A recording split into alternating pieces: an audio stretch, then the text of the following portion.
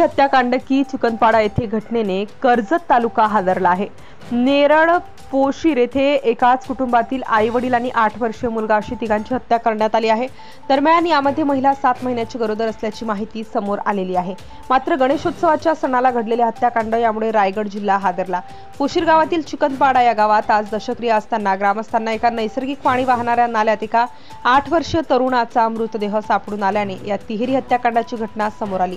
35 वर्षीय मदन जैतू पाटील, पत्नी अनिशा मदन पाटील, महिला 7 महिन्याची गरोदर आहे, तर 8 वर्षीय विवेक मदन पाटील मुलगा यांची हत्या करण्यात आली असून नंतर हे मृतदेह आरोपीने नैसर्गिक नाल्यात टाकून दिले आहेत। सापडलेल्या तिघांच्या मृतदेहावर धारदार शस्त्रांचे वार दिसत आहेत। आरोपीने हा बनाव रचत पाण्यात बुडाल्याचा संशय व्यक्त करण्यासाठी हा खेळ रचला। पाटील कुटुंबाच्या राहत्या घराच्या मागच्या बाजूस वाहणाऱ्या नाल्यात हे मृतदेह टाकले होते। घटनास्थळी नेरळ कर्जत पोलीस ठाण्याचे अधिकारी पोहोचले होते, तर कर्जत खालापूर उपविभागीय पोलीस अधिकारी देखील दाखल झालेत। गणेशोत्सवाची धामधूम सुरू असताना घडलेली घटना दुर्दैवी असून परिसरात दुःखाचे सावट पसरले आहे।